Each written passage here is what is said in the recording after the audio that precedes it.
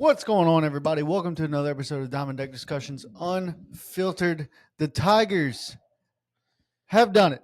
It only took, day and some change, probably about 12 hours, total with the rain delay and then this and that. Well, no, more than that, 18 hours, more 18 than hours probably. Yeah. But the boys did it. They pulled off the win against UCLA, like we thought they would. And I was talking to somebody today, and I was saying, I don't really know much about UCLA, and I still don't. And you know why? Because who gives a fuck about UCLA? No one. Coach, let's drop that beat. Oh, yeah. Suck it. Suck it long, suck it hard. Hey, bro. I tell you, it's a great day. No one gives a fuck about UCLA. You know why? Because we just put their dick in the dirt, and now they got to play Arkansas, which means we probably have to play Arkansas again. Zach Root is going to go against them. We're not going to get Gage Woods because he fucking pitched a 19 strikeout no-hitter yesterday, which is great. Yeah, we're going to talk about that one here in a second. And then they also got to beat us fucking twice. Buddy, I'm ready. I'm fucking ready. I am pumped up. Brian St. Germain is leaving tomorrow to head to Omaha. He told me I can go if I wanted to, and I said, "Sorry, Pop." Gas is expensive nowadays, and they don't pay us for this podcast. So if they did, it'd be solid. Dude, they did. We'd be there. We'd be there. We'd be buying Jello shots with fucking Gordon McKernan and them. Oh, yeah.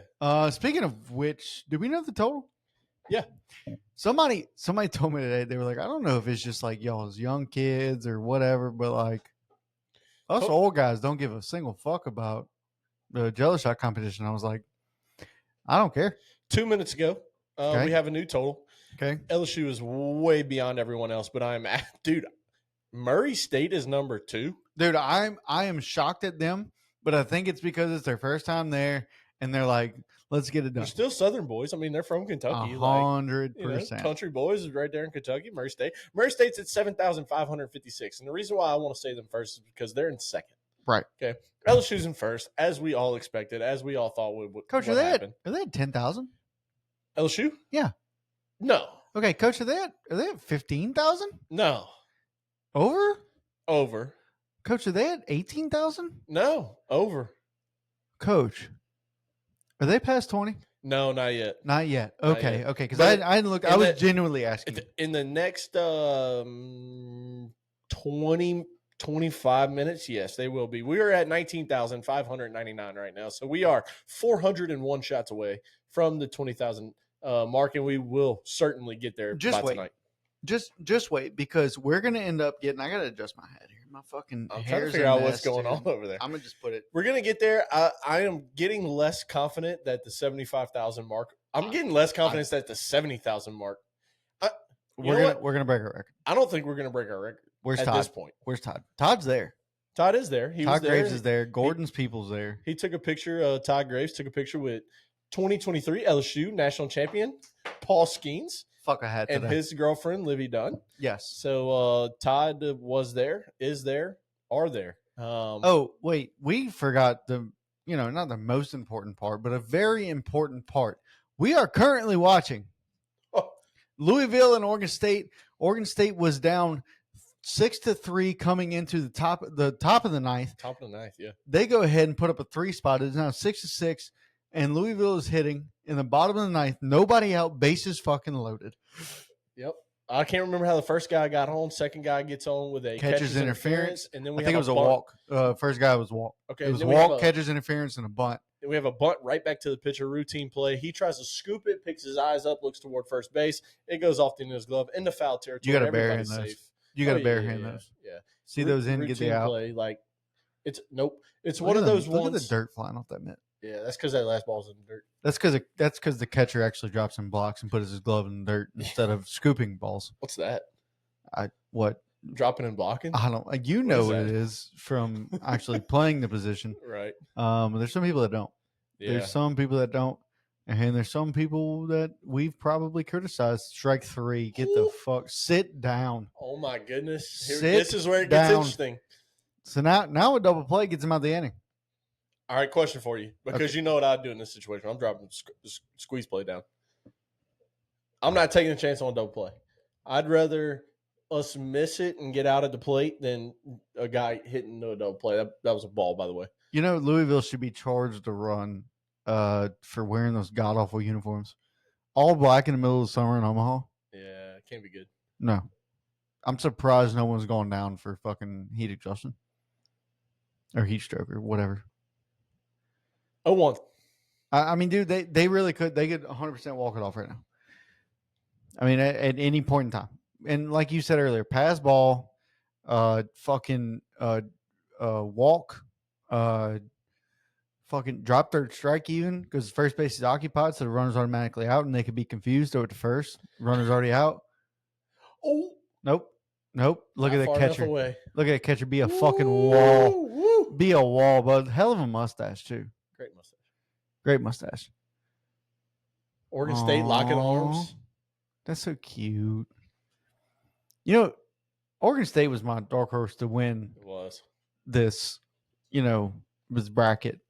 It's looking more and more like Coastal every day, bud. Buddy, I actually lost $5 on that. this Coastal team, unbelievable. Coastal 25 straight. Yeah, I actually lost a bet with John Michael. John Michael, he called me. He said, "Hey, you want to put a little wager on Coastal and Oregon State?"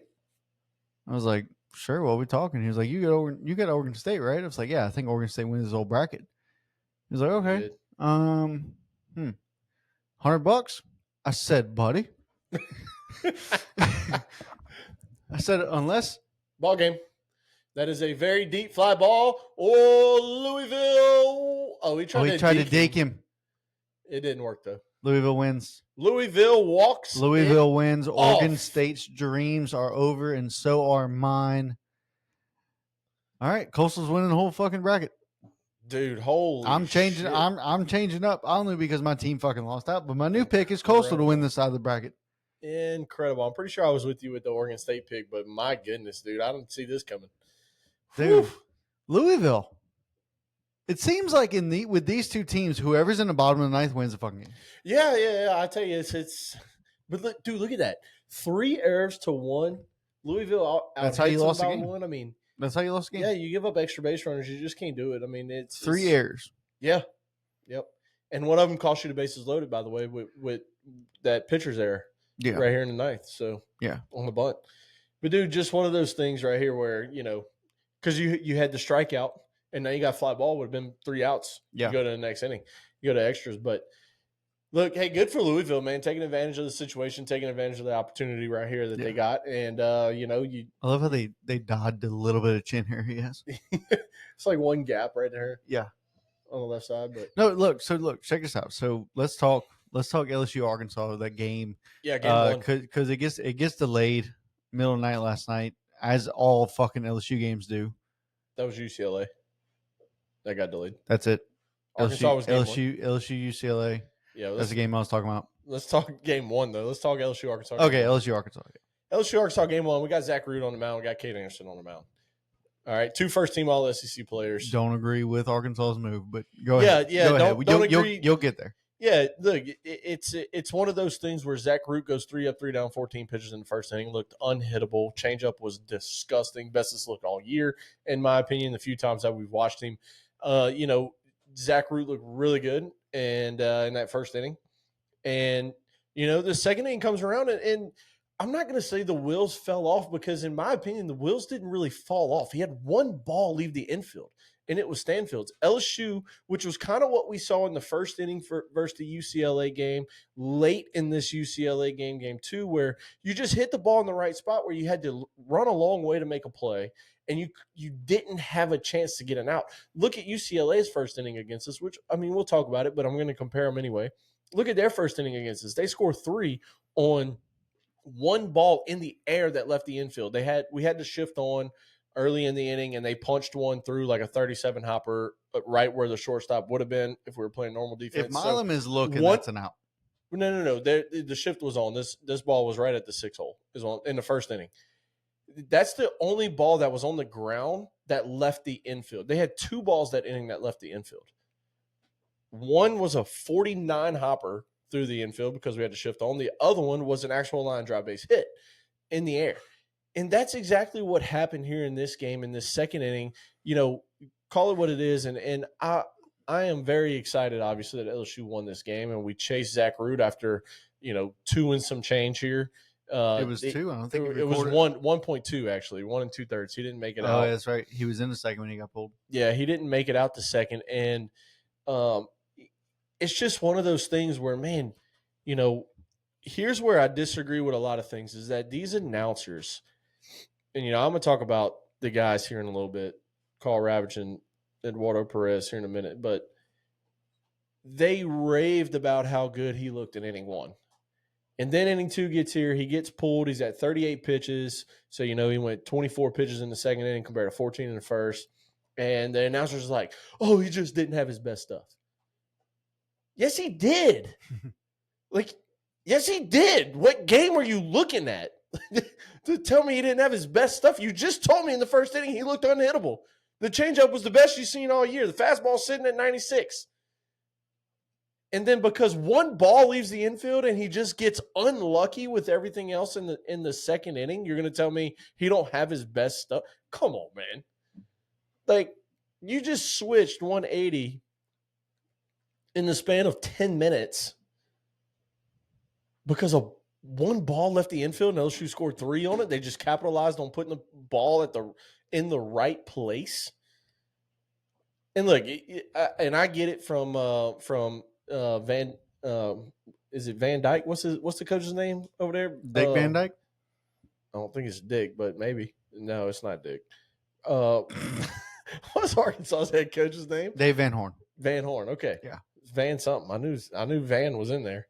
But Dave Van Horn, in that moment, he felt like he had to pull him.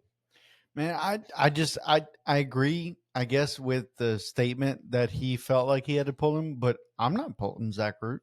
He had one more out to get. Yeah, we're hitting him, but he's Zach fucking Root. And when he got pulled, big old Root.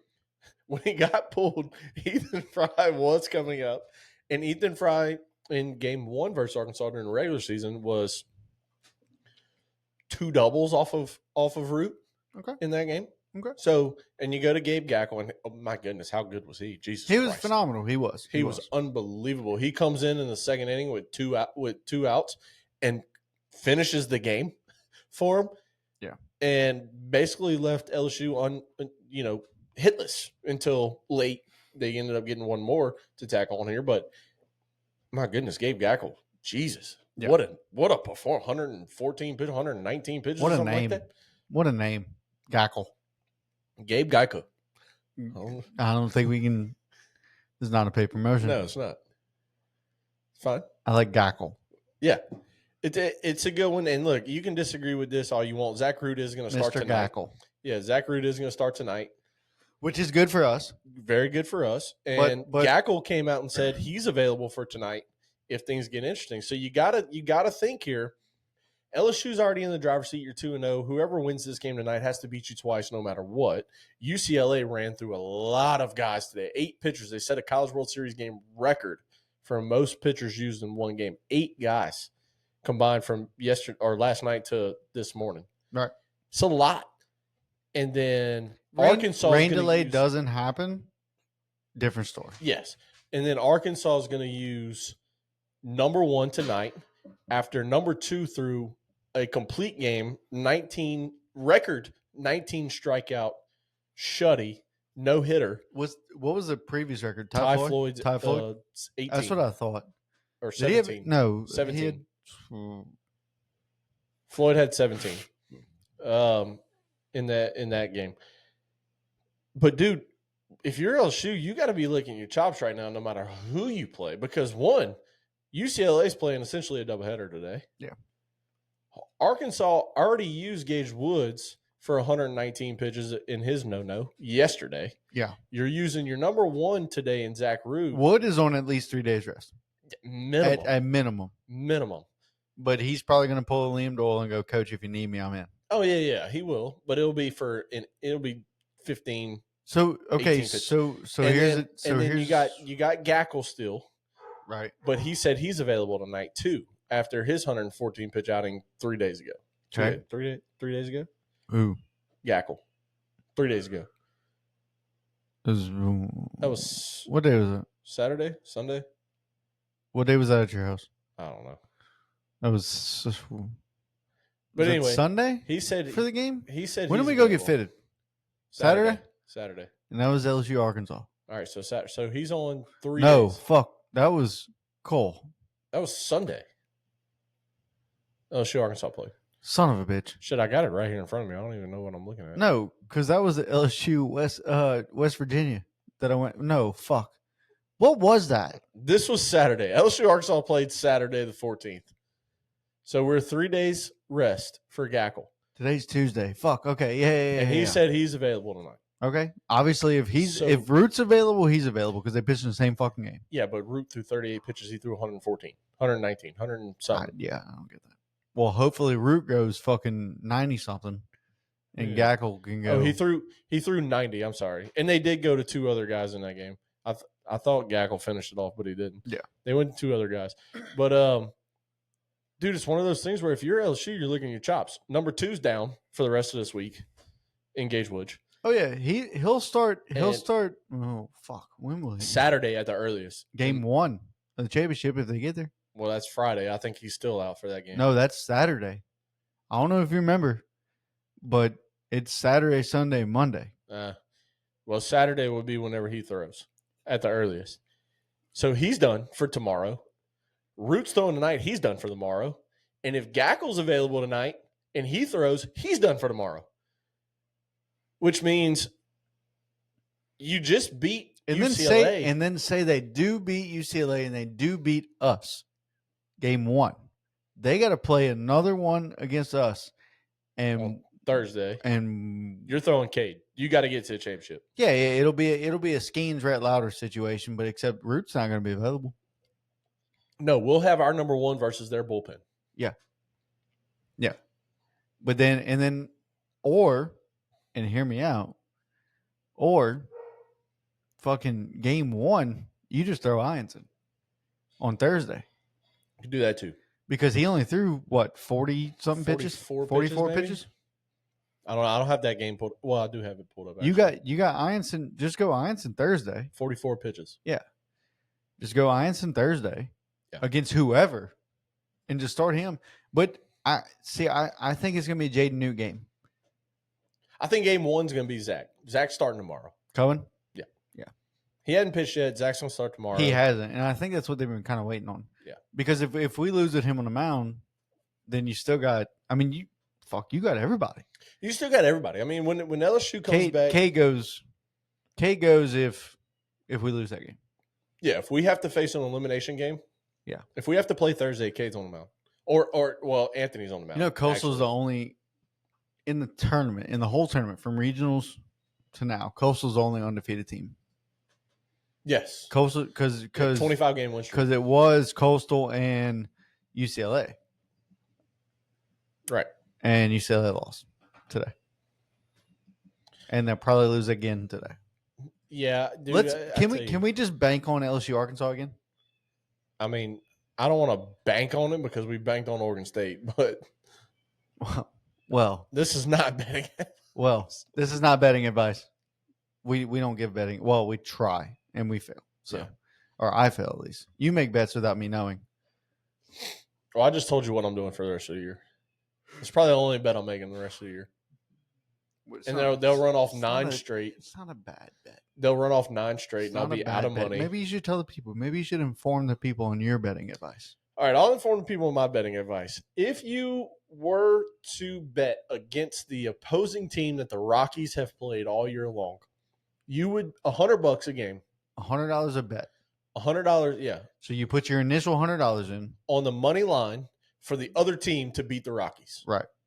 Just money line, nothing else. Right. No other teams. You would have lost. You would have lost 13 times now.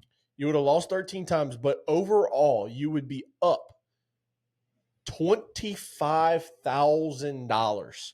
Now, I'm not putting $100 a game on. I'm putting $25, which is going to win me $18 a game, and I'll 38. Of course, I started this last night. They fucking walked off the Nationals last night. So that's how this has started for me. They'll probably run. I'll be open. I'll put $150 in. So I got what, 6 bets here, and I'm sure Good math. they'll fucking win all 6, and That's very good. I'll have to math, put Coach. another 150 in, and it is what it is. But so dude, look, this game 1.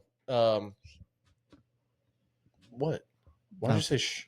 No, I didn't say shh. I started to say she and stop myself because I didn't want to be an asshole. Oh, I didn't know what you said. I thought you said shh. But look, game 1, LSU did what you had to do, and you're facing a good team in Arkansas. You got 3 out of 4 now on the year for them. You really don't want to face them again, but if you're going to, you want it to be where they don't have Zach Root and Gage Woods. That's the situation that you're going to go into should they win tonight. And look, I think this is a game that a lot of people are sleeping on UCLA just because they are essentially playing a doubleheader, and they did throw 8 guys today, including their lockdown freshman closer who gave up a run. Yeah. I don't think they win. I don't think that was the right decision. Should we bet Arkansas? I mean, we can, but I just now said I'm not making another bet outside of the Rockies losing. But if we do, we got to grab our phones and stop recording. Oh, no. We'll be fine. Bet it right now. We'll be fine.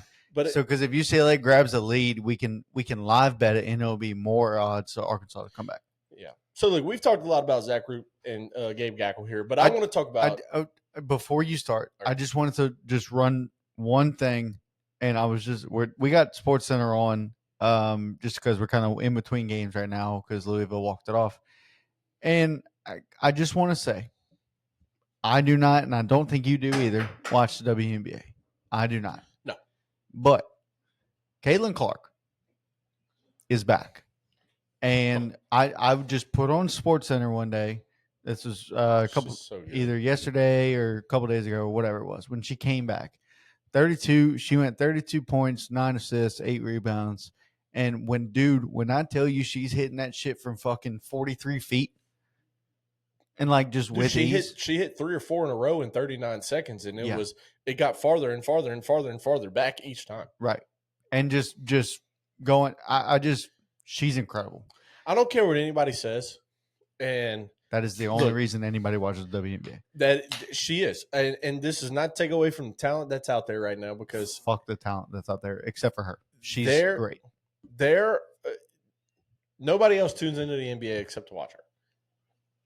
And I'll say this right here. You gotta put W in front of it. WNBA. Did I say NBA? You did say NBA. WNBA. Sorry. Yes. She is. Nobody tunes in to see LeBron. They all tune in to see Caitlin Clark. Yeah. No. She is unbelievable at what she does, dude. It's incredible. If anybody deserves an Employee of the Month award, it's her. She's taken the game to a whole new height. She makes tickets cost $10 more. The viewership, so instead of being $2 or $12, the viewership for the WNBA has gone up because of her. Now, when she isn't playing, it's gone down. It's gone down. She had that quad injury. Here's how you know that people are tuned in to watch Caitlin Clark. One reason, and one reason only. Go to a game that Caitlin Clark is not at. You can sit wherever you want. Go to a game that Caitlin Clark is playing in. It's sold out. Yep. Especially in Indiana. That's my only argument to anybody. If you want to argue with me, fine, whatever. I don't really care. I'm right anyway. It doesn't. Yeah, it you're doesn't. Wrong. Yeah. But because I'm going to throw that out there. Find me one more sold out game. Just find one sold out game that Caitlin Clark is not playing in and is not. Include the WNBA finals. Include that in there. Find me one game. Attaboy. If you can find me one, okay, I might side with you, but I need still to watch won't. that back. Anyway, no. Okay, so what game are we on now? I want to talk. So we talked a lot about Zach Root, and deservedly so. He only threw 38 pitches in this game, 1 2/3 innings. Deservedly so. We talked a lot of crap about him. As good as he is, talked a lot of shit. He's starting tonight. We'll see what happens. Well, it's baseball, and you know it just as well as I do. Every team, every player has their weak points, right? And sometimes you find it, and sometimes you don't. And sometimes you're hot, and sometimes you're not. And that's just the way it is. Sometimes, I can't remember who it was. I've heard Ben McDonald talk about it a lot, but there was a guy I think it was Pedro Martinez. He came out and said, a couple years ago, they asked him like, what is it about pregame that makes you feel good? And he said, He said, "Fuck the Dodgers." and he said, and it might not have been Pedro, it might have been somebody else, but somebody of that caliber pitcher, like one Right. of the all-time greats. Yeah. Said, there was a time where I threw my bullpen before the game. I warmed up and I didn't throw one strike in my entire bullpen, and I came out and I threw a no-hitter that game. So it's like one of those things where you don't really That's know. how I knew I was going to have a good game. That's yeah. If I'm in a pin and I'm like, "Hey, look, you can't tell coach that I just threw 5 of them over the backstop." Yeah. Like, you can't tell coach that we had to bring a bucket of balls out here for me to throw a bullpen. Yeah. You can't, because he's not going to put me out there. Then you go out there and you throw fucking 12 pitches and get 3 outs and call it a day. Yeah, dude, it's just one of those things where, I never spent a lot of time in the bullpen. It's probably why I got a fucked up arm, but I was like a 5 or 6 warm-up guy. And in between innings, you got 8 pitches at the time before there was clocks and all this other bullshit. So you had 8 pitches. 8 to start, and then as the game gets deeper, it got shorter for some fucking reason. Yeah, I think it was 8, and then you got 5 or 6 or something like that. You got 5 for a couple of innings. But and then I was got one like that 3. went out there. I went fastball, changeup, curveball, fastball. And I said, throw it down. Every inning. Like, I didn't want 8. And the umpire goes, "You good?" And you're like, yeah, I'm good. Give him a thumbs up, call it a day. I mean, dude, I can remember times where I walked onto the mound and I threw one fastball. I was like, throw it down. Yeah. I don't want to keep throwing. No. If I keep throwing, I'm fucking it up. But it's just one of those things, dude, where, you can have a bad bullpen and be really good. You can have a really good bullpen and be really bad. Right. But speaking of the bullpen, speaking of the game, I want to talk Cade Anderson here because we have to give credit where credit is due, and Cade Anderson was absolutely phenomenal. 100 pitches on the dot, 7 complete innings, 3 hits, 1 earned run, 2 walks, 7 strikeouts, which also put him as the NCAA strikeout leader. That nobody's going to catch him the rest of this year. Cade Anderson leads the country in strikeouts now. He will finish as that leader. And look, it's a game where you send him back out for the 7th, and it's 7+ is what his actual line is because he did give up a hit, had a guy on base whenever they took him out, went to Chase Shores, and man, how good has Chase Shores been? Good Lord, I got him in the notes right here to talk about him again. But he comes in, goes 10 pitches, 1 complete inning, 2 punchies, 7 strikes out of those 10, which is impressive. And then you go Kaysen, who we're also going to talk about because, my goodness, how good were both of them today. Kaysen comes in for the 9th. He goes 1, gives up a hit on 13 pitches, gets a punchy. 10 out of 13 pitches are strikes. When you talk about being on defense, which is what you are when you're in the field, and if you watched any LSU game, if you've watched any College World Series so far, you will hear Ben McDonald talk about this all the time. I need my pitcher to put the offense on defense, and that's getting ahead. You've heard him talk about the major league statistics all year. Whenever they're ahead in the count, they're hitting 350-something. When they're behind in the count, they're hitting 190-something. And when they have 2 strikes, any 2-strike count, 3-2, 0-2, any 2-strike count, they're hitting like 176 in the bigs.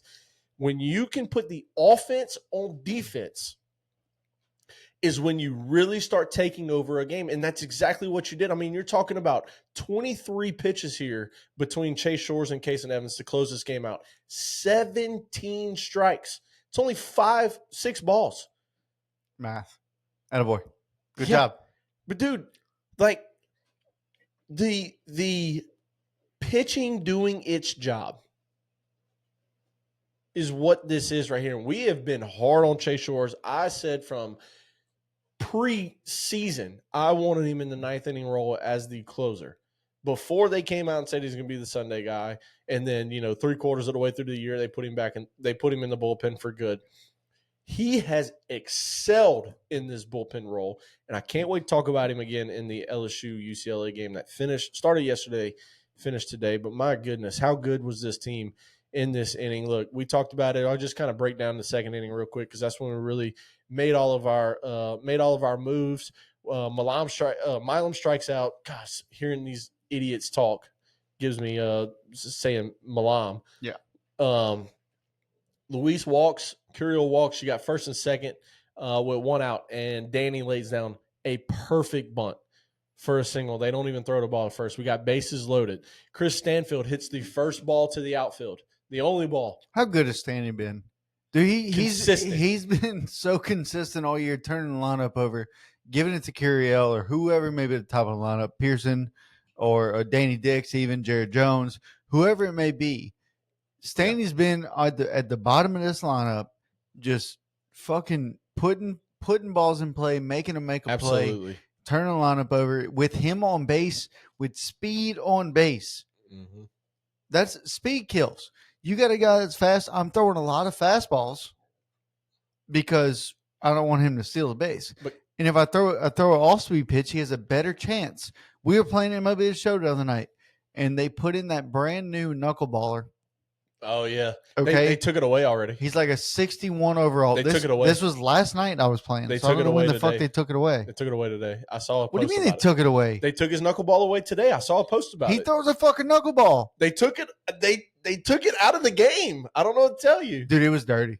It was disgusting. But we got to run on base for a walk because he can't fucking control the knuckleball because he's 61 overall, right? So we draw a walk, right? I'm up to bat, and I told the guy I was playing with, look, I was like, dude, just steal. Like, he's gonna throw the knuckleball. Right. You are standing up safe at any base you go to, except for home. Right? So steal second. Are you talking about Devin Kirby? Is that his name? I don't know. But it says right here, an hour ago on the laptop. That's RIP. it. That's the one. SDS has removed his knuckleball, as they should, by the way, is what this says. Fuck that. Is what that says? Yeah. Is what this guy, Adam Samuels. Yeah, fuck Adam Samuels. Whatever the hell his name is. Let's see what the comments say. It's bullshit. If this motherfucker throws a knuckleball. So this guy commented back and said, Matt Waldron still has one, though. And he said, yeah, but it isn't. But that isn't bad to hit. Kirby's was glitched. So that's why he's saying. Oh, so a bunch of people were boo-hoo. I can't hit. Yeah. But yeah, I told you. I hit a nuke off the dude yesterday. I can't believe you didn't believe You me. wait on the fucking knuckle. Just wait on it. Just wait on it. And if it's way up high, it's going to come back in the zone. Yeah. That's exactly what I did. If it and starts I hit a middle, it's a ball. If Right. it starts above your head, get ready to hit. Yeah. I hit a 500-foot dick slap yesterday because, oh, look, Devers putting on his new uniform. Yeah, we'll get to him later on today, too. But anyway, it pissed me off. But that's besides the point. I don't even know where we're going with Me neither, honestly. All right, Danny Dix gets a perfect bunt. Stanfield Stanfield singles. Was that? Yeah. Speed on the bases. Yeah, speed on the bases. Yeah. That's it. Stanfield singles, scores a run. We still got bases loaded here. Braswell squares the bunt, gets hit on the bottom of the cleat. That was pretty crazy. Yes. That was pretty wild. Yes. Josh Pearson squares the bunt, doesn't get it down. Then he hits a ball to shortstop. What's his damn name? Aloy. Weewa. Yeah, number 14 overall prospect this year in this year's draft. Yep. They go to turn 2. Pearson shows off the wheels. He beats it out. So boom, LSU 3-0 like that. Change pitchers from Zach Root to Gackle. Ethan Fry grounds out, and then later in the game, Arkansas scored 1. Later in the game, Derek Carroll singled, and Steven scored. So that's where it ended at 4-1, and LSU takes care of business. And then we've been putting up some runs, bud. Yeah, look, you got a team here in LSU that between the regional supers and now the World Series, you're averaging over 10 runs a game or over 9 runs a game or something like that. So it's nice to be putting up the runs that we're putting up. Yeah, no, it is. But let's UCLA. Yeah, let's go to the UCLA game that started last night. Okay, today. First inning, we tie a fucking record. Man, I don't know if you heard about that or not, but first inning combined runs in a College World Series game, the record is 7. We tied it. Yeah, because UCLA goes ahead. They go top of first and they go 3. They put up a 3 spot. We finally get the third out, and we're like, "Oh shit!" But again, this is balls not leaving the infield. But this is also Ianson to a T. Yes, it is. Right. Jay Johnson had his patented first inning meeting. I start getting text. Of course, I start getting text. Man, they better get it together. They haven't fucking hit yet. If they go to hit and they go 3 up, 3 down, 3 strikeouts, then yeah, they need to get it together, right? But they haven't hit yet. Quit fucking texting me to in the top of the first in inning. the top of the first inning, going, man, this team isn't that good. Ionson's not his best tonight. Ionson Not his best. Watch any fucking game Ionson's ever pitched. First inning, he allows 12. The next fucking 8, he strikes out 30. 0. Fucking goose eggs. He strikes out 40. He strikes out 40 after giving up 12. Okay? And it just happens. That's just how it goes. Quit fucking texting me in the first goddamn inning because I get fucking pissed off. Yeah, I agree. I look at it and I have my red receipts on and I will read that motherfucker and I'll put my phone down. 100%. And 7 innings later, I would text you back and go, what now? Yeah. After he's getting pulled after 102 pitches, he's getting pulled going, oh man. And I'll text you back. Did he have his best outing? Was it any good? Do you think that was a quality start? Do you think it was? Oh man, I fucking think it was because Anthony Ionson is a dog. I wish this game would not have gone in a rain delay so that people could have fucking seen. Because I'm hearing shit, man. If it thank God it went into a rain delay because Ionson, I don't think he'd have lasted much longer. Yeah. Motherfucker, he gave up 3, and then went ahead and proceeds to put up goose eggs in 2 more innings. He's going to do that. It's just what he does. I don't know how. I don't know why. Dude loves to pitch from behind. I don't get it, but he makes it happen in the first, and then fucking 7 innings later, it's 5-3, and we're winning. It was so good. I don't understand it. Yeah, and he struggled to get out the first inning, but like you said, that's been a pillar of his whole year. That has been first go and watch second inning. Any Anthony Ionson start besides a couple. There's a couple out there. I can't. What was that? The 7-inning win against A&M where he went like 15 punches. Go watch the beginning of the year. Whenever you and me were both coming on here saying we need to see it from the start. We need to see a little bit more. We need to see a little bit more. Yeah, we need to see him get out of the first inning unscathed. And then you saw weekend 2 versus SEC, and you said he's the guy. I said I need 2 more weekends. I need to see when Tennessee comes. And then you came on here and apologized. And then I came on here. I apologized. I did what I needed to do. Gave him all his fucking flowers that he needed to have because he is that fucking guy. And I tell you right now, if I didn't have Cade Anderson on my team, I want fucking Anthony Ionson on my team because that dude is a fucking man on the mound. He wants the ball. He needs the fucking ball. And when he has it, I have more trust in him than almost anybody else on the LSU team because I think Cade and I think Kaysen are probably my top 2. And then Ant is a make it 1A, 1B, 1C. Put them in order. Let's do that. Flip a coin. That's the order of it right now because between those 3 guys, and if you give me this Chase Shores that we saw versus Arkansas this game 1 and versus UCLA this game 2, give me A, B, C, D and flip a coin. Put them in order. I don't care as long as Shores isn't starting. As long as Shores is not the starter, give me them in any order because my goodness, if I got these guys here, this team is going to be extremely hard to beat, especially if the bats keep going.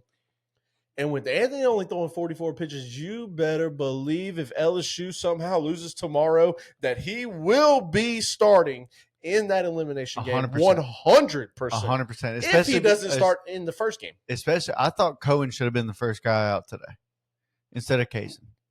I really thought, and well, you saw what Coop did. Coop kind of went back to vintage Coop. Yeah, but he came in a very tough situation. No, he did. He didn't get to start a fresh inning. He came in a very tough situation. He didn't, but I wouldn't throw Coop because you haven't thrown Coop long term yet. Right? You've thrown Kaysen long term. Yeah. You've thrown Cohen long term. Yeah. Right? You've thrown Shores long term. Yeah. Right? I liked it. I did like the Kaysen. I almost would have thrown Shores there.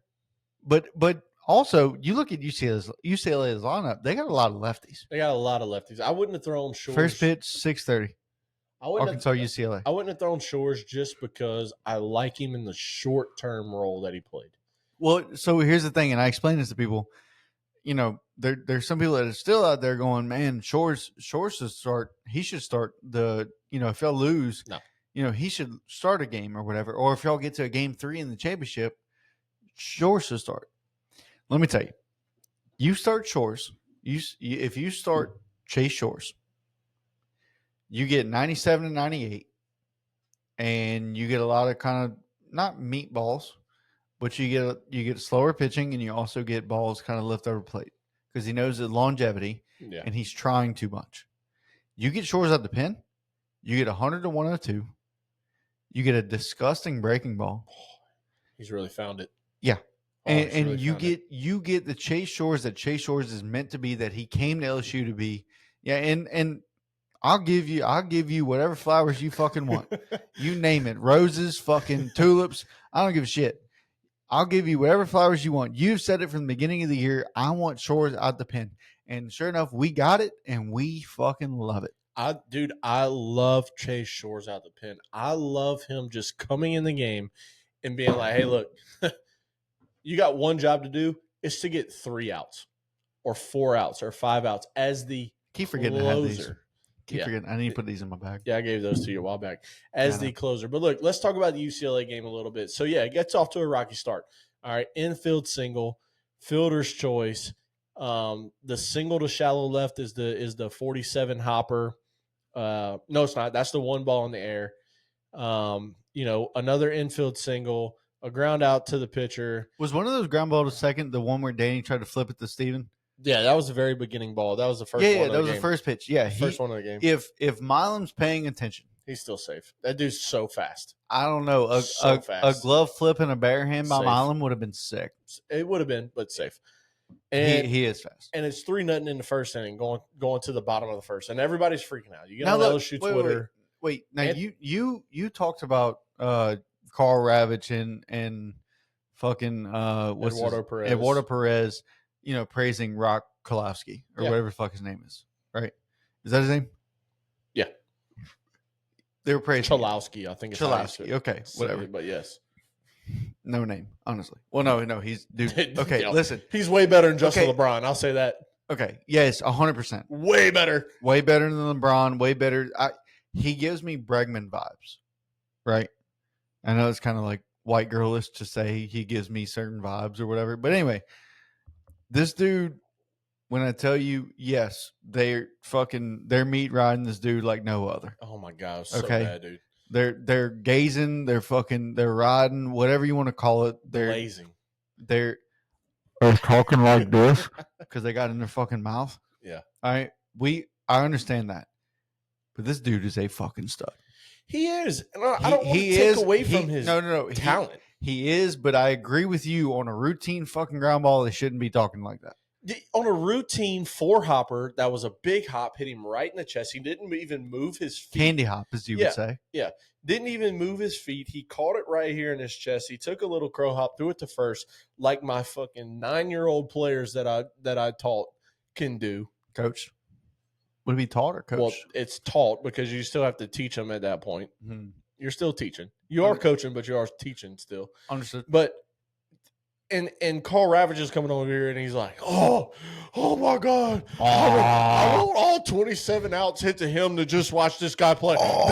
This is he literally said, dude, this is Pat Mahomes playing baseball in college. Bro, shut the fuck up and go back to calling Sunday Night Baseball. Pat play outfield? Like, I don't know what he played, but go back to calling Sunday Night Baseball on the broadcast. They need to get a college. Would you watch if there was a college game day? I can't go yet. I can't do it yet because I want to talk about this game. That's fine.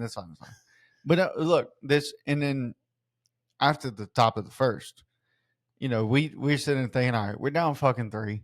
It's UCLA. We really don't know too much about them. They could fucking just keep scoring runs and beat the fuck out of us. They could. Well, guess what they didn't do? They didn't score and beat the fuck out of us. They didn't keep scoring and beat the fuck out of us. They ended up allowing a 4 spot with including and thank you Jared Jones for finding one for finding 1 or 2 or whatever you had to do. 2 tons of fun. Whatever. Okay, Dr. Seuss. Okay. 1 or 2 or whatever you had to do. All right. Thank you for finding 2 tons of fun because buddy, you went yard. It was barely. She might have been 1 ton, but it was. Bro, I ain't gonna lie to you. I thought he robbed it. We were at Ruth Chris for my birthday dinner. Victoria took me to, and I had obviously, fucking thanks for that. I'm obviously not your friend or anything. had the phone on. Yeah, My because cousin is there. My cousin sees us, walks over to us, and you know who wasn't there? you. Yeah. And she goes, "Oh, what are y'all I couldn't doing?" afford it, but still. And so we told her whatever. And I had my phone on the table, and she goes, "You are not watching the game at Ruth Chris." And I said, "Oh yes, I am." And she 100%. goes, "Oh yeah, that'd be my husband too." And I'm like, "Yeah, absolutely." Yeah. And so, bro, It's the we go- fucking it's we the go fucking down- Catalina wine mixer. Okay. we go down 3-0, and I'm sitting there, and I'm like, "Fuck, man, you know, this sucks. Be down 3-0. Like I want to get some emotion out, get some expression out, but I'm at fucking Ruth Chris. Like you can't be loud at Ruth God Chris. damn it. Yeah. Dude. They're like, sir, was your steak okay? Yeah, it was great. It was great. We get to the point, and look, we go ground out from Curiel, and then Ethan Fry singles, Malam singles, Jake Brown singles. Milam. God damn it. I keep saying Malam because that's what the last thing I heard on the broadcast is fucking Malam. And it's stupid. It's 3-1, and Jared Jones comes up. And I texted my buddy Blake. I sent you the screenshot and said, I'm expecting a big night or a big day or a big game from Jared Jones here. And bang. He found 280. Oppo Taco, right center, homer. That should have been Rob, honestly. It was close. Bro, I did this right here. I said, I don't think he could have done any better. look, I went, Victoria's sitting to my right side. You punched your woman? No, Victoria's on my right side. We don't condone domestic violence. Left hand. I went, get out of here, bro. She grabs my right hand. She goes, stop it right now. I looked at it. I was like, I can't. He just hit a homer. It's freaking 4-3 Tigers right now. I'm too pumped for this. I can't be at Ruth Chris. It's the for fucking this game, man. It's the fucking Catalina wine mixer, dude. Like, I was so pumped. I had my fist out like this. I mean, you can see every vein in my fucking arm, and she just goes, stop it. And I was like, but it's over. And I just, dude, I'm like, see, you can see veins in your bro. arm normally. The only way I can do that is if they go take my blood or something like that, and they wrap the the elastic band around. Yeah, there. like I'm about to shoot, the H or whatever. But so anyway, it's a great bounce back because this LSU team all year on the road, and I had my concerns about coming to Omaha, right? I know this is LSU North essentially, and the SEC tournament. I mean, buddy, you heard that crowd. Yeah, the SEC tournament this is LSU, a home game. Is LSU East and all this stuff, and we still go 1-1. But on the road, we travel better than any other team, and we went 8-8 this year on the road, or whatever our horrendous record was on the road that it was. And that was my concern. Was I have seen this team get down, and they have folded on the road. We've seen that. We've criticized that it looks like once they lost the Texas series to open up the series, we win game 1. You lose game 2, and game 3 looks like you didn't even want to be there anymore. Like you were just ready to get home. Like Rory said at the U.S. Open, hopefully I can play this in 4.5 hours and I can get home.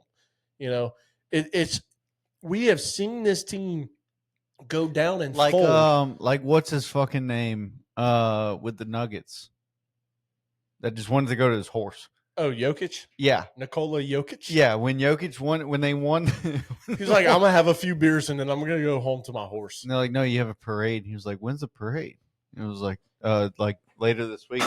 He was like, oh, man, I just want to go home. Dude, it's just one of those things where we have seen this all year long. We've been very critical of it all year long about the team gets down or the team loses and they just look like they don't want to be there anymore.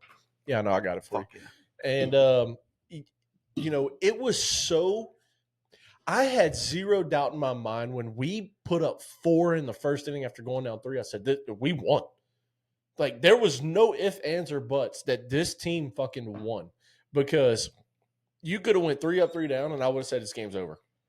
Every time that door opens and there's no, human on the other side of it. It's so odd. You just see it from my point of view. Like, you see that dog. Because the table, you can't see the dog. You see the dog walking in.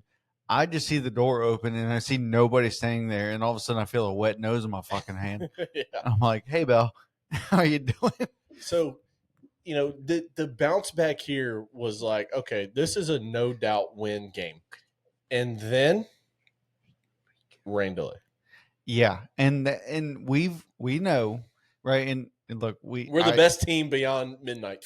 Right. We are the best team in the country after midnight. And we were praying for like an 11 o'clock start. Well, they could. So if they were to start after 11 o'clock, they couldn't. They weren't allowed to start after 11 o'clock. For some, I think that's part of the rule in the College World Series. If they were projected to start at like 11:15, they couldn't. I saw contradicting things about this because yes, that is a rule, but there are exceptions to it too because they don't want a team to play 2 games in one day. Yeah. So there's these things, it's a very teams play doubleheaders. These kids grew up playing fucking doubleheaders all the time. Triple headers, quads. Yeah. Like I mean, you get in the losers bracket, you got to play 4 immediately. You go. Day. Like especially growing up, you go 0-2 on a Saturday. And Sunday, you're playing 8 o'clock in the morning. And you're playing until you lose. And if you just keep fucking winning, you might play 4 or 5 games. Go to Cooperstown with 110 teams and go 1-5 in bracket play. Somebody recently went to Cooperstown. Played 6 games in one day. Had y'all not lost? Yeah, and we fucking lost on a walk-off to Wayne Grenfield from right here in Prairieville, all the way in Cooperstown, fucking New York. Dude, we've done that so many times. We went to Pensacola one time and played a New Orleans team twice. The Monarchs. Played New Orleans Monarchs twice. Dude. And the Monarchs were fucking, back in the day, they were legit. They were a legit organization, and they were fucking good. Aaron Beranger played for them, and Aaron Beranger went to St. Aug, and dude played basketball and baseball at Dutchtown. If you don't know who St. Aug is, that's where the famous Leonard Fournette came from. Yeah.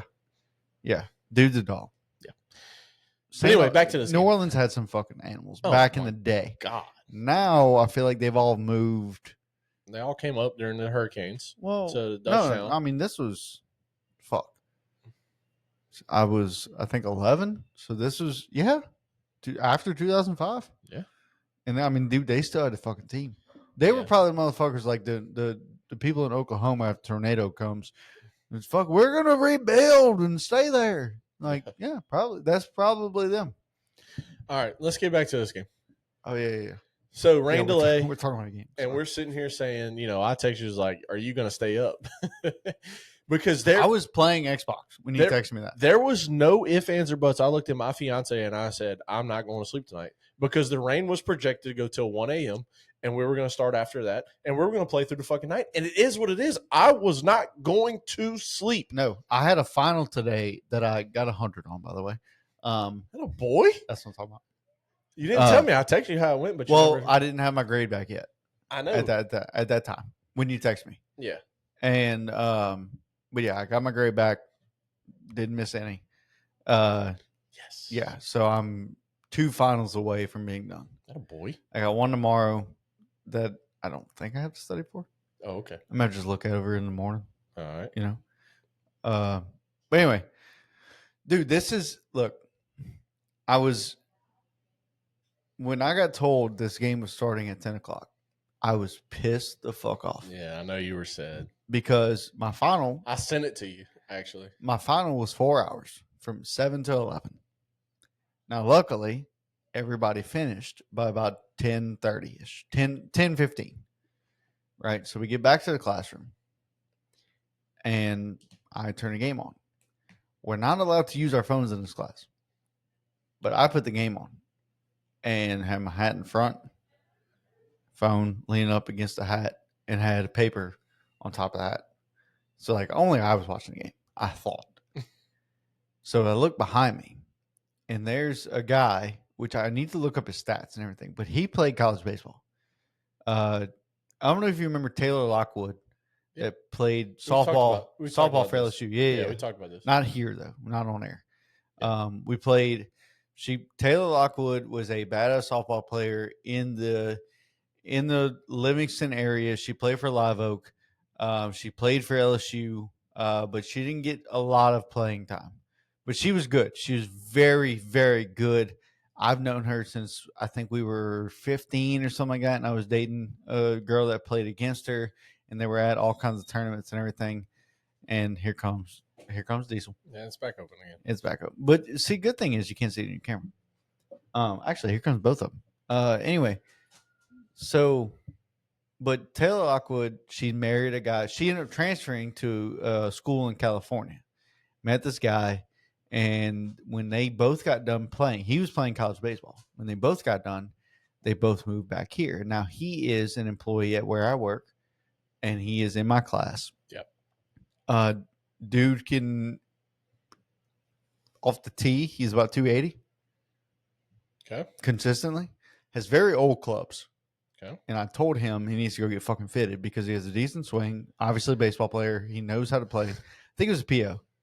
Okay. Anyway, I haven't really asked, but we talked a little bit today. But anyway, I turn, and he sits behind me. And I turn, and he's Looking over your shoulder. watching the game over my shoulder, and he goes, 1-1 count? I was like, actually, they called the last one a strike, 0-2. And he's like, okay. And like we sat there, me and him watched the fucking game. Hell yeah. And then they told us we can go on lunch. So I went on lunch for an hour and a half. I'm like, damn, I'm really hoping that this fucking game ends. Yeah. It did not. Because I can't use my phone. Not. So I had my phone propped up the same way I had before lunch started. So I just kept it there. We got our grades back. I put that paper over it, and I'm looking at it and looking underneath it. We're watching the fucking game, dude. So while I'm blowing up your phone, you were watching the game. I was watching the game, but I could not pick up my phone and text you back. Right. Well, hello, you two. Hi. Do we want a snowball? I do not. I do not know. Bye. Watching the game. Please, thank you. Watching the game. But yeah, no. So I mean, we did watch the game, but I could not pick up my phone and text you back and go, "Hey, I'm watching." So as we were watching, my buddy was like, "You got a text?" I was like, "Yeah, I did." I was like, "It's the guy updating me on the game." So, but I mean, dude, we had. I'm that guy. Yeah. No. I was updating like 6 people at a time on that game. Yeah, I mean, dude, look, it's work's been a motherfucker, but it's gonna pay off. So Yeah. For sure.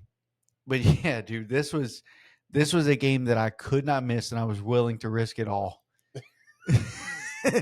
to watch this fucking game, which sounds kind of fucked up to say, but sounds risky. It does sound very risky. Very risky business of me. You know what I mean? Yeah, sunglasses and a fucking white button-up shirt and underwear and socks. Okay, dude. Well, speaking of which, baseball. I can't wait for fucking All-Star Weekend. If we record, oh yeah, we're gonna record for sure. Because I can't wait. For sure. Okay. Because I have my outfit picked up.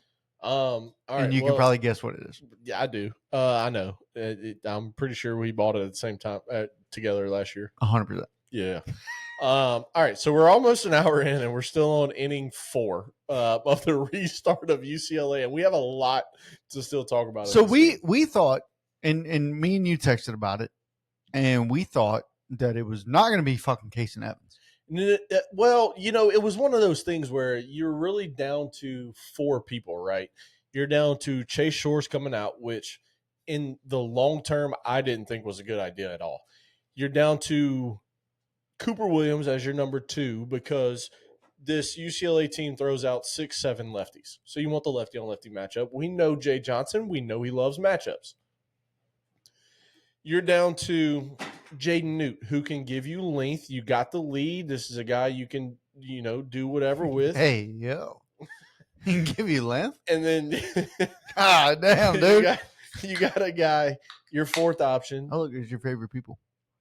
Yeah, fuck dude, I promise I will stop. I will stop. Not your 4th option, but a 4th option in Case and Evans. You're locked down. Can give you, I won't say it this time, can give you 80, 90, 100 pitches. All right, because you're coming back in the 4th inning. You can put your mic back. If you want to talk, just talk. It's fine. I don't want to interrupt you because we need to get through. The people know. Yeah, I know. We got a lot of shit still to talk about. But we got all night? No, we don't. We got to do some other things because we got some big things happening next week. So we don't have all night. We got all week. Yeah, but we got big things happening that we got to work on today. But anyway, point being, they go with Kaysen, and this is such a Jay Johnson move for the reason that he has been your guy all year that you trust more than anybody else out the bullpen all year. Okay, all year, not at the moment, because I think probably out of the bullpen right now, you're trusting Chase Shores more than anyone because you want Kaysen to start a game. That's where I'm at with that. But all year, this has been your guy. He's on the National Stopper of the Year award list. Like, this has been your dude. So to see Kaysen come out right here in the fourth and to get the ball was not a shock to me. I thought it was the right move. It turned out to be the right move. You get a guy that goes all the way to the eighth inning, eighth inning with 2 outs before you go to no, because they went to Cooper first. That was before that. I thought it was. Let's see when Coop came in. Coop came in the eighth with 1 out. Yeah.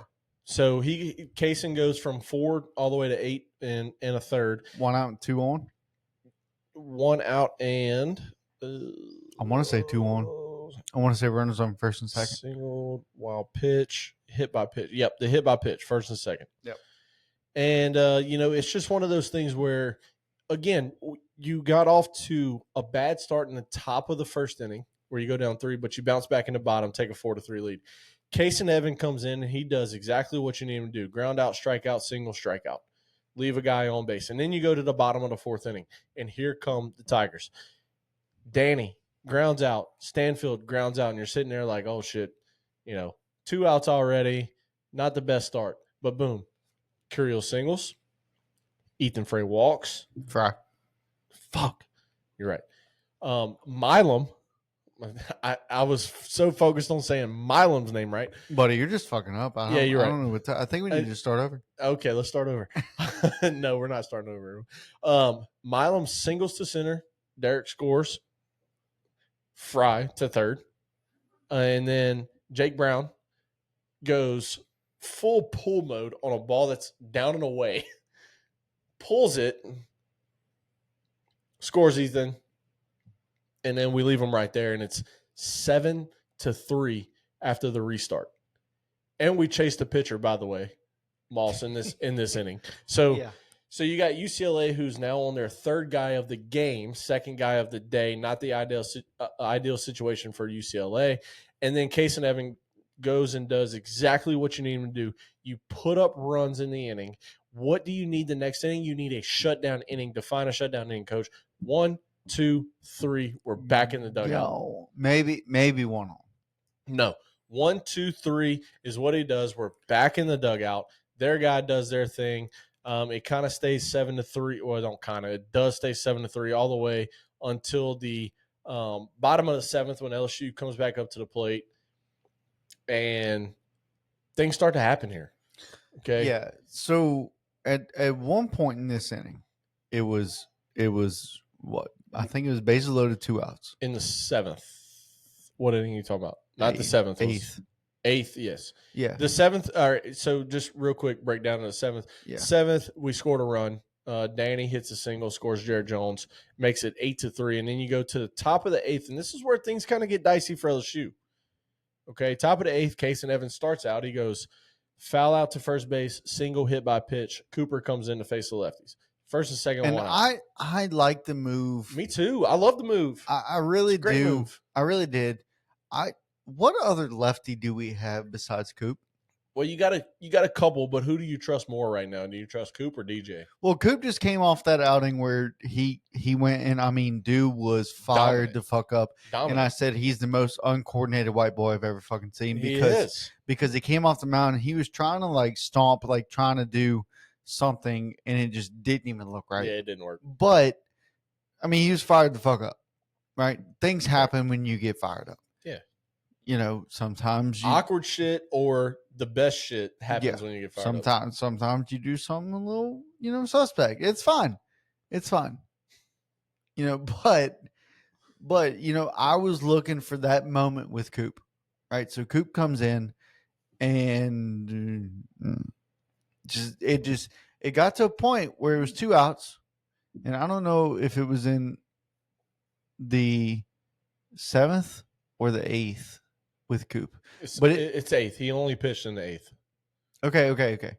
So bases loaded at this point. Yeah. And I want to say there was 2 outs. So Coop comes in when it's first and second with 1 out. The reason I'm And speculating he is that I have walks. 0 pulled up. I Yeah, have all. I It's have fine. us I got pulled you. up. I got you. Yeah, I got you. I wanted to wing it this episode. You just make sure you keep your thought in mind here. Yes, correct. But it's when Coop comes in, it's first and second with 1 out, and Coop walks the first guy he sees. So here's your bases loaded situation. Right. And was it 2 outs? 1 out at this point. Okay. And what happens? So you have a fielder's choice to second. This is the play where we only got the out at second base here. Right. And then you go another. So this is go 8-4 at this point. You either go walk or hit by pitch. No, here. the next one was the infield single, the ball to Danny that Right, he couldn't touch right. second. Right. So now it's runners on first and second. And it's 8-5. It's 8-5, and then you go what? And then you go walk. Okay, so bases loaded, Bases 2 loaded. outs. And I turned to Jared behind me, the guy watching the game with me. Yeah. And I said, what I want right here is a 2-2 count and a strikeout on a slider, like barely outside of the zone, but looking, and the umpire rings him up. That's what I want right here, because that'll get Coop fired up, and then I'll get everybody else fired up. And on a 1-2 count, he throws a 93-mile-an-hour fastball that goes this far outside the black. And I was like, well, there was my slider right there that I wanted, but they didn't give it to me. Okay, so you're talking With a 1-2 pitch. Okay, you're talking when he walked the guy.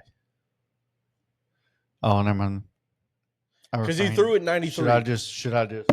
No, because he threw that pitch 93. I even texted Blake. Right. I texted Blake. I said 93. Where the fuck did that come from? That I don't know, because he was throwing 90 before. Yeah. So this is. But yeah, so I wanted that to be a slider. Yeah. On a 1-2 count, you can waste one. Just don't go too far outside, but go in the dirt. Right. So keep it in the zone, just low, and that's what I wanted there. Yeah. And you give me that pitch, it's a swing and a miss, but also you kind of elevate it a little bit and get it like bottom zone, bottom corner. He's looking. Yeah. He's looking, and you get the fired up Coop that we saw the other night. Right. Yep. And that's what I wanted, because I want us to get some momentum. Yep. And it's 8-4 at this point. 8-5 at this point. 8-5 at this point. Yep. And he walks him. Yeah, and he walks him. And you go to Chase Shores, which is the right move. The lefties were done. Here come 2 righties in a row.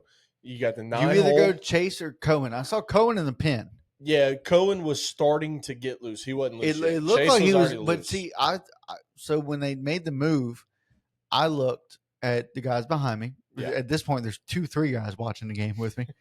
And I was like, yeah, they're putting in Zach Cohen, because it looked like he was walking towards the gate when they put the camera in the bullpen. And then he reached down and touched his toes to stretch out. Okay.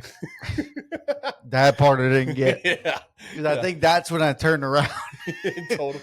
Because Jay walked out and he said, give me the righty. Yeah. And then I turned around. I told him that. And I turned back around and I see Shores walking in or jogging in. And I was like, let me also, you can go ahead and grab it, but you'll listen. Let me ask you this. Yeah. Would you rather the umpires meet them at the mound to give them their check? No, because we got an outfield umpire at this point. I don't like them jogging, hitting an umpire, and then jogging again. I'd rather them go full jog. What if I wanted to go full what's his fucking sprint? in the slide. Well, not a slide, but sprint slide. But sprint to the mound. What if I wanted to do that? Yeah, well, am I running to the umpire like this? You can't. I know, which sucks. I don't mind it, because I'd rather them stop them there than to stop the coaches meeting, the team meeting. I think the umpire needs to be an umpire that meets him at the door. Yeah, I can do that. I'd rather that. I'd rather them either meet at the mound or at the door when they walk out. And you see, here's the thing about it. But the umpires are not going to fucking do that. You mentioned Chase Shores coming in at this point. Don't you meet me halfway? Oh, he meets him halfway. 100%. And I love what happens here. Okay. That's your boy. Yep. There's Rock. I even have it in the notes. Okay. And I can say it word for word, because it's our notes. It's not somebody else's notes. Word for word, wanting to talk about Chase Shores here, top of the 8, after LSU has already given up 2 to make it an 8-5 lead, bases loaded. And what does Chase Shores come in to do right here? First pitch to the 9 hole, by the way. I wanted you to see something. I figured you wanted me to see something. But Yeah. first pitch to the 9 hole is the slider that he hasn't found all year long. And it is perfectly placed. Yeah. Right on the outside corner, right between the black and the white of the left-handed batter's box. He reaches out, rolls it over to Steven, and it's an easy routine, 1 pitch, 1 out, leave the bases loaded. Tigers still have an 8-5 lead. Let's go to the bottom of the 8th. Let's go get a run back, Coach. Yeah. Right? And they did exactly that, bud. And you do exactly that. You go ground out, walk with 1-2.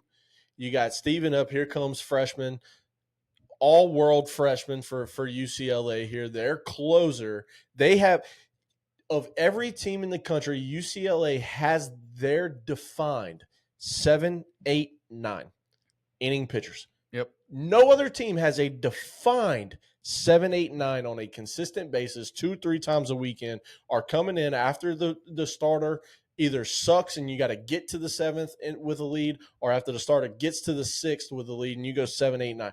UCLA has a 7, 8, 9. Unlike anybody else in the entire country. That was you, not that the was Dogs. me, yeah. And they go to their 9th inning freshman Hawk here, right here. All right. We are 1 out with a man on first base, Ethan Fry, because he just now walked. Milam strikes out swinging on a disgusting It was slider. dirty. He was over it. way out He in was front right over it too. and was way out in front of it. Yeah. Jake Brown pulls a ball. You got first and third here with 2 outs. Jake Brown can hit lefties, and I'm So finally convinced. Oh yeah. That he can. And Jared Jones I used comes to not up, believe and it. all the guys on the broadcast are like, "Oh, here comes power versus power, power versus power." And here's the thing about power versus power: we had already brought Chase Shores in. Chase Shores throws 100 to 102, like you said. This guy was sitting in, 97 ain't nothing to sleep on, but this guy's sitting at 95 to 97. This is not 100 to 102. No.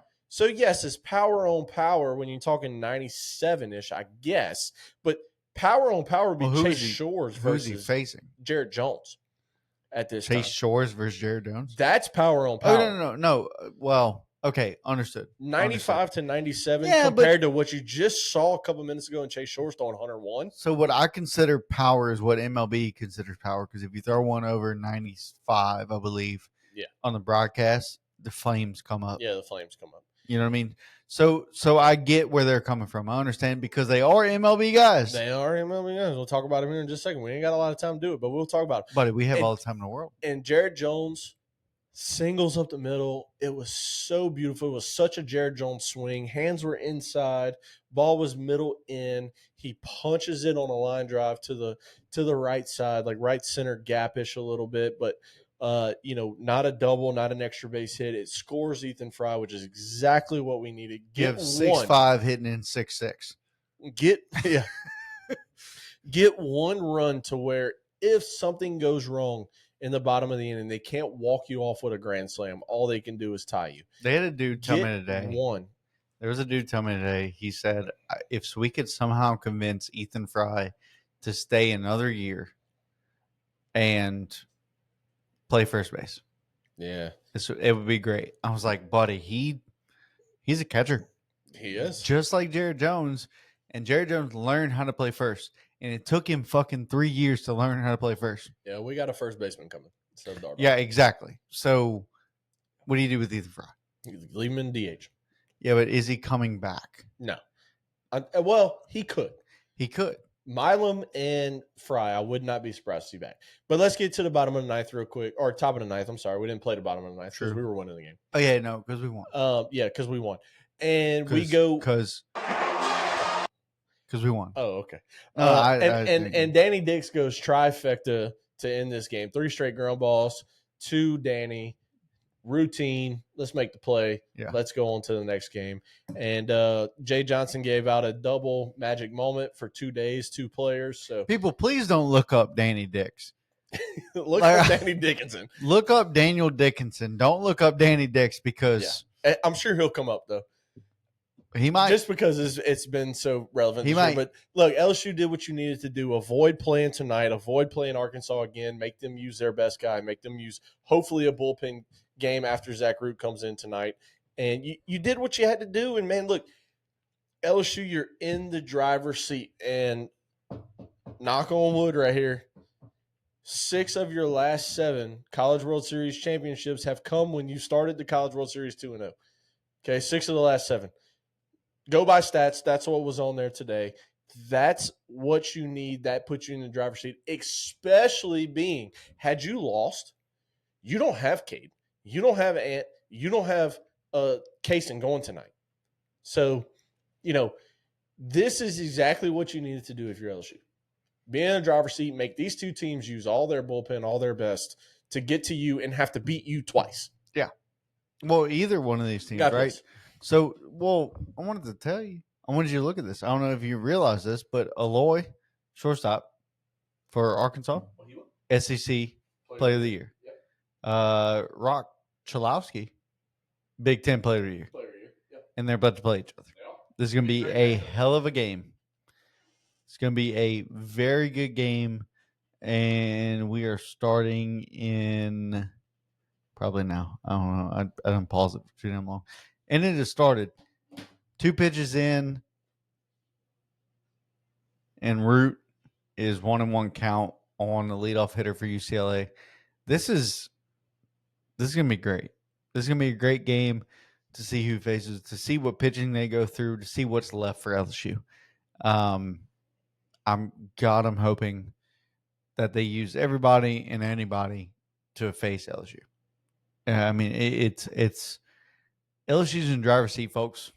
We are in very much the driver's seat, and I don't see us losing, which is crazy. Look, a ground ball in the middle. For those of you who are, watching right when it comes out and all, this game obviously happens Tuesday, June 17th. And first at bat of the game, same thing that happened at LSU. Ground ball in the middle, second baseman fields it, goes to turn, jump throw, and cannot make the play because runner's way too fast. Yeah. The leadoff hitter for UCLA is fucking insane. Insanely fast. That's what just happened. He hit a ground ball in the middle. Second baseman feels it, goes to jump and throw, and sees he's safe pretty much. That's the one you said had Milam caught the right. Milam. Fuck.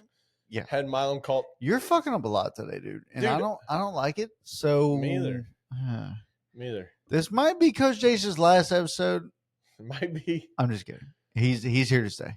It won't be. He's here to stay. Whether this is at my house or his house, because whenever we do go to have a baby, when me and the wife do go to have a baby, she says she's putting an eviction notice on the door. I will say that. Okay. Yeah. So I don't know where we're gonna move this thing to, but if somebody wants to pay us to buy, not buy but rent out a spot for us to do it, hopefully it's on Highway 42 in Prairieville to where we don't have to drive too far. That'd be great. But anyway, Coach, I think we done talked about everything. Unless there's something that you really want to talk about, which I think there is. Yeah, there's really just 2 things that I really want to talk about. And I want to give the flowers to the LSU team. We talked about them a little bit during this UCLA. A little bit? Yeah, just we a little talked bit. Nothing but LSU. Yeah, no, just a little bit of LSU, UCLA. Here's the big thing that we've been very hard on all years, hitting with 2 outs, hitting with runners in scoring position, right?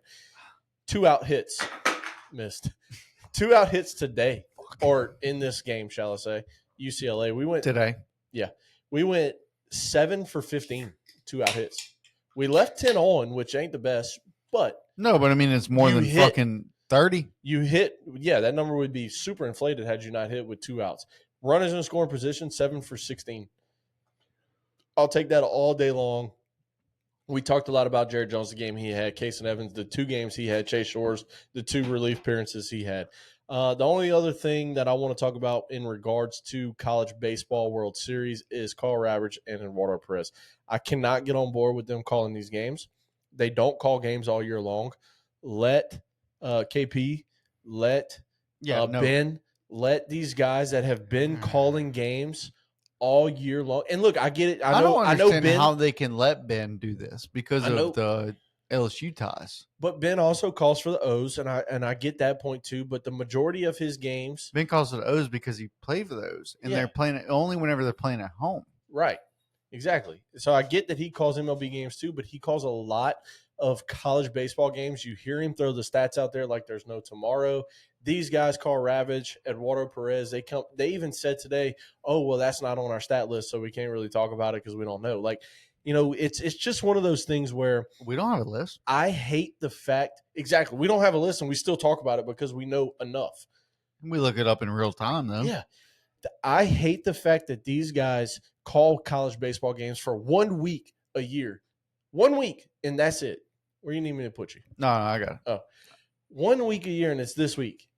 We had an opportunity Sunday to do a Sunday night college baseball night. Instead of Sunday night baseball on ESPN where you're featuring 2 MLB teams, why couldn't that have been Sunday night college baseball World Series night where you got Eduardo and Carl Ravage calling these games? I mean, look, I've said it already on this show that they're fucking me up and calling Stephen Malam instead of Milam. They're blowing off Rock here like he's just the greatest thing on a routine ground ball, calling fucking Pat Mahomes of college baseball, which he's not, by the way. What about Steven's dad named Steven? Yeah, Steven's dad's name's Steven. You got just other things that are happening earlier in the game today. Speaking of Steven, he was up to the plate, and UCLA goes bring in a lefty, and they're like, "Oh, coach wants to have the lefty on lefty matchup." No, Carl Ravage. We got Stephen Milam up. Shit, I did it again. Stephen Milam is up. He's a switch hitter. There is no lefty on lefty matchup here. Like, get to know the game just a little bit before you call it. And I know you got to know some of these guys because you do draft night that's coming up here soon, and you do all these things, but you're not calling the game on a 3-game a week, 4-game a week basis, 5-game a week basis, and it shows during this week when you got things like this happening. And I hate that I'm fucking his name up so much because he's an LSU boy, but my goodness, it's just, dude, it pisses me off so much at the fact that we got these professionals getting paid hundreds of thousands of dollars to do this shit, and you only get to call games this 1 week a year for college baseball. Either make it a regular thing or make the regular college announcers find your best guys that know all the teams that play all the best competition and put them in the box for 2 games a day, because that's what they do, right? You rotate. You got Eduardo, you got Carl, you got KP calling 1 game, and then you got Ben, you got Chris Berkey, you got I can't think of the other guy's name that calls the next game. Like, mix it up. I'm good with that. But let's get guys that call college baseball all year long calling these games. That's the issue that I have with this. Aside from that, I don't know if you got any thoughts on that. Coach, Red Sox, our team, makes some news 2 days ago. Real quick. Baby! In the cabinet with the Xbox. I don't know what's happening, everyone. What? Can you just text her? I did. She didn't answer. Tell her to check her phone. Grab that game That game. in the Xbox cabinet in the living room. It's a card game. Oh, Lord. I got something for you, which I've showed you before. I got it for Christmas a couple of years ago. Have yet to play it. Okay. I was going to ask you, Saturday, game 1. Mm-hmm. That's it, Maya. Thank you, love. You're welcome. Okay. This game right here. I saw something about drink. That looks dangerous. It does. And it is. It's called Watch Baseball, Get Drunk. Oh, boy. Let's just do the 999 challenge. We said we were going to do it last year. We need to do the 999 challenge. We said we were going to do it last year and didn't. For those of you who don't know, the 999 challenge is 9 hot dogs, 9 beers, and 9 innings, which is doable. It's doable. It is doable. You'll be sick. Oh yeah, 100%. I'll need a garbage can. But this right here, Scary. this is so you get cards, right? Everybody gets the same cards, to start. But then you have 4 like wild cards, and you have those in your hand. And basically, the ones that are set out in front basically says if somebody hits a home run, drink. Mhm. If if somebody hits a triple, drink. If somebody gets an inning strikeout, drink. Whatever, right? But your wild cards are if you call a home run and it happens, you make the other person drink. Oh yeah. Right? That type of shit, right? Yeah. So I think we need to watch the game together. Okay. Saturday, no matter who it is. I think it'll be LSU and Coastal. Not fingers crossed. Wish it was LSU and fucking Louisville. We have a better shot at Louisville. I just want LSU in it. Understood. Understood. My fingers are crossed not for the team we play, but for the team we're rooting for. Right. But I think we should play this. Okay. I'm not saying in here. I'm scared, but okay. Let's. It might be in here. We do a watch along. Wait, when is this? This is Saturday this week? Saturday. But it's game 1. You got to be available. I'll be available. I'll have to talk to you about something after this episode. Understood. About Saturday. Okay. Okay. I'm definitely in 100%. There's a new pussy. I'm definitely in. Anybody Okay. like my pussy? The last thing that I want to talk about. Again, I just now mentioned it on here. Coach, our Red Sox made some news. I don't know if you heard. Yes, Mr. Bigglesworth. You have heard because I sent it to you.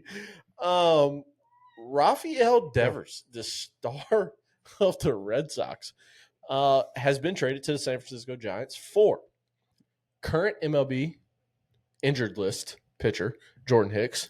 Yep. Current AAA now because the Red Sox optioned him down to AAA pitcher Kyle Harrison, who's really good, by the way. He just got to develop a third pitch. Former first-round draft pick of last year, number 13 overall from Florida State, outfielder James Tibbs. I like that. I do like that. Minor league pitcher Jose Bayo, 20 years old, only made it to high A baseball so far. This is a deal that I have very mixed opinions about. The more stuff that comes out, the more that I'm getting to be okay with it. As much as I hate Rafi leaving with 8.5 years left on his deal, being the superstar player that he is, being the just, homegrown guy that he was for Red Sox Nation. Homegrown, pissed off guy. The Red Sox, in my opinion, ownership really put this on themselves, promising they would get better, promising they fumbled it. Third base, and then you go out and you sign Bregman without talking to him, and the whole offseason, you're talking, oh, yeah, we're looking at Bregman. He's going to play second. Going to play second. You sign him, and they're like, yeah, no, he's going to third. He just won a gold glove at third. He's going to play third. Rafi, you're going to DH. Put your glove down. Don't pick it up again. And then Casas goes down, and you're like, hey, Rafi, we know we said don't pick up a glove, but would you entertain playing first base? And he's like, no, fuck y'all. Y'all told me DH only. That's what I'm going to do. Yeah. After I started the year 0 for 22 or 0 for 19 he's a disgruntled or whatever. Employee for sure. And, there were some things that came out. I don't know how true they are. Talking about, he didn't feel wanted. He didn't feel. I wouldn't either. Yeah, he didn't feel like he had the respect of the front office that he needed. There's a lot of stuff out there. I don't really want to talk about a lot of it because we don't know how true it is. How we don't know. Is, but it is one of those things. UCLA just tried to steal home with bases loaded, 2 outs. Mm. Oh my goodness! Did they get it? Yeah, he's challenging it. No, they called him out. Watch. He is out. Oh yeah, strike. Well, when I saw Root pitching, and he didn't give that high leg kick, and he threw it home, and I went, "Oh shit!" Yeah, he's out. Out by a fingernail. Okay.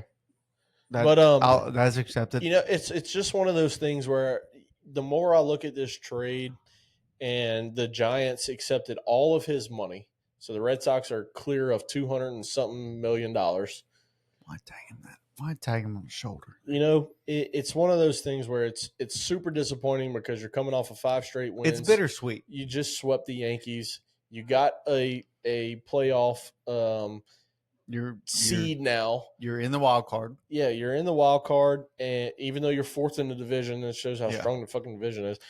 You still have a wild card slot, and you ship him off, and you go out and you win Game 1 versus Seattle. And look, for those MLB fans, so here's what I'm thinking. I don't know if you're opposed to it or not, but when this is over, when this College World Series is over, I say we take a week or 2 off. Well, we can't because the College World Series is going to be over either Sunday or Monday, and we have something very awesome happening Monday for sure. No. But I'm saying after that. Okay. Right. So after that, getting into MLB. Yeah. Right. So like we have stuff written on the board as far as our, transfer portal for LSU, who's leaving, who's coming, this and that. And we'll keep up with that. Yeah. But after College World Series, we take a week off. Doesn't have to be 2, but it could be a week. Right? Take a week off and then immediately go, hey, let's get right back in MLB where we left off. Because, we left off before spring training. Right.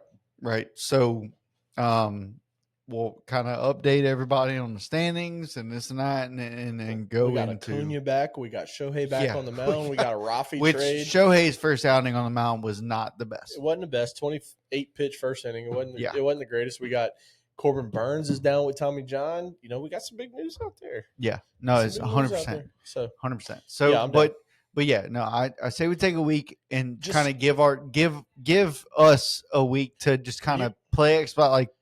I have one thing for you. What's up? Just because it was Rafi and I kind of talked the most about that situation. Mm-hmm. As a Red Sox fan yourself, yep. Like quick thoughts, long thoughts. Are you leaving it at it's bittersweet and we'll see how it works out later? Look, kind of I know you said you love the Tibbs coming in.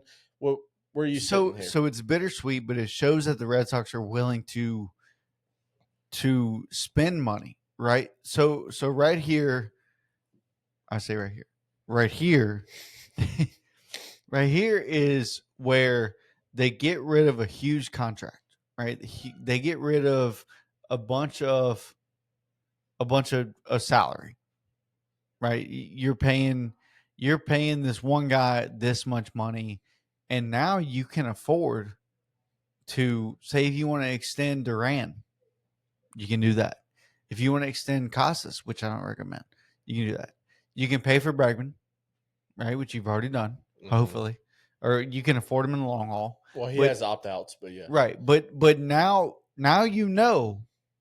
hey, I have this much money to play with, and now come draft time, which draft is coming up soon. 2 weeks. Hey, I can probably sign this guy for, if we really want to keep him, say he has an extra year or say he's a high school guy or whatever, instead of him going to college. That's not how the draft works for MLB. What do you mean? You're allotted a certain amount of money, and so like Skeen's slot, like, didn't he sign over his slot? He signed over. That's what I'm saying. What it does is signing bonuses. But no. So his slot value was 9.25, and he signed for, I don't know what the exact signed number, for 10, I believe. but let's just say he signed for 10. I think he signed for 10. All right, so his slot value was 9.25. He signed for 10. That's $750,000 for the rest of the draft that you can't offer people. Is what I'm saying. Like, you have a certain, you can't just go out and say, you can't just go out and say, Skeens, here's $100 million, and then we try to figure it out the rest of the draft. Right. No, you're allotted X number. Got it. And so if you want to sign a guy for over that draft slot, which is why the Nationals signed Gavin Dugas for $25,000 instead of the $250,000 that he was slotted for. So they saved $225,000 Right. that they could put Which towards why somebody Gavin else. why Gavin do got signed for that? Not sure. Yeah, draft doesn't work like that. Right. But okay. But anyway, draft coming up. Yeah. You can sign guys and still be able to afford to pay. If you want to extend Duran, make him a fucking lifelong sock. You can do that. You can do that. You Absolutely. you have the financial freedom to be able to do whatever the fuck you want. All right, and that's what I'm going for. Yeah. That's what I'm aiming towards. As much as I don't trust this front office, but this shows signs. because in the span of 5 years, If you're willing to get rid of that contract, or if anybody's willing to take on that contract, first of all, they're fucking stupid. But it looks like, so from the Giants' perspective, it looks like Buster Posey's willing to win now. right now, But where the fuck do you play him?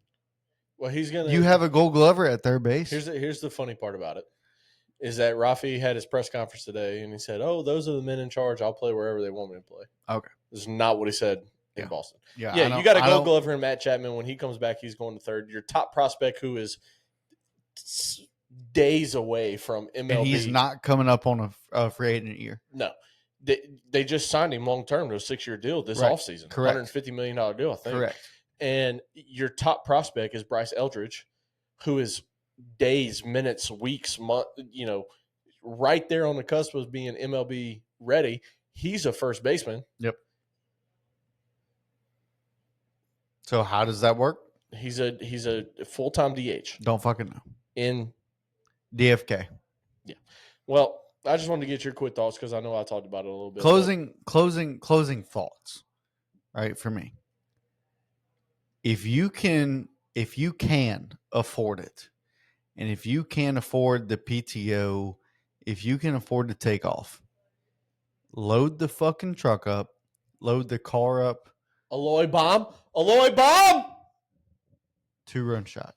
2-run homer, Arkansas, 2-0 in the first. Load everything up, kids and all, and go the fuck to Omaha. Get there right now. If you're an LSU fan, get there right now and buy a Jello shot or two. Ty Graves is doing his work. He's buying 888 a day. I thought that was Gordon McKernan because that's his That's number. it. Gordon McKernan is doing that. Okay. Gordon McKernan, absolutely. Gordon McKernan sent a guy from his office. He's buying 888 a day. Go. Because that's his phone number, and this is not a paper version. Listen to me. Last thing, and I promise it's your. I'll be 30 seconds. Oh, here we go. Okay. This is normally how long I am in my life. Omaha is a great place to be, and it will always be a great place to be. When LSU's there, it's different. It is so much different. Hey, Bella, it is 110% better. And even people that live in Omaha will tell you that. They will tell you that Omaha is better with LSU there. They make more money. You're going to spend money. You're going to spend a shit ton of money. You will. I spend way too much. And I didn't even go to the gentleman's club, I guess you can call it. My buddy did. Peppermint Rhino, not a pay promotion. But still, like, Omaha is the place to be right now and do just like this game. Again, this is not a fucking pay promotion. I got this game for Christmas a couple of years ago. Watch baseball, get drunk. That is literally the rules in Omaha. That is it. Yeah. That is all you can do, and that's all you will do. And Omaha is the fucking place to be. And if you want to fund our trip to Omaha, please do. We will leave fucking tomorrow. I do not care. I will ride with my father. I do not care. This is the place to be right now. Yeah. This time of year. It is like Christmas. It's the most wonderful time of the year. 100%. So with that being said, Coach Jace, Go ahead and close this out, bud. All right, I'll go ahead and take us out. That's more than 30 seconds. I'm sorry. It was about 2 minutes actually. Tigers are sitting in the driver's seat. 2 minutes. 2 minutes. 2-0. Driver's seat. Like your dad's going to be tomorrow. And look, here's the thing. We got an absolute battle already starting today or tonight. It is 2-0 Arkansas. Zach Root threw like 20-something pitches in the top of the first. UCLA's pitcher's already at 15. We have a battle going on here. It's going to be a fun night of baseball. It's going to be a fun weekend of baseball, and we hope to see our Tigers Saturday and Sunday. I'm not going to say Monday because I hope that this is done in 2. If Cade starts and then Anthony comes in Or Kaysen. in game 2, Kaysen is ready in game 2. either way, it's going to be 2 games and done. We will get back on here again. 2 in Q. We will get back on here again Wait, 2 one in of these days. 2 in can. 2 in can. 2 in can. We will get back on here one of these days to break it all down when the finals are set. We'll talk about it Friday. We'll be excited about it. I can't wait, Coach. I know you can't wait. I know you're in the same boat as me. Tigers are in the driver's seat. Coastal is in the driver's seat. These 2 teams, Coastal riding 25-game hot win streak right now. Them boys are looking real good. The Tigers are looking real good. The Tigers are hitting on the road. Hitting. Not just pitching. Hitting. Which is crazy. On the road. Absolutely. It's a miracle. The boys are here. I'm Coach Jace. That's Coach Rob. We are Diamond Deck Discussions. We are unfiltered.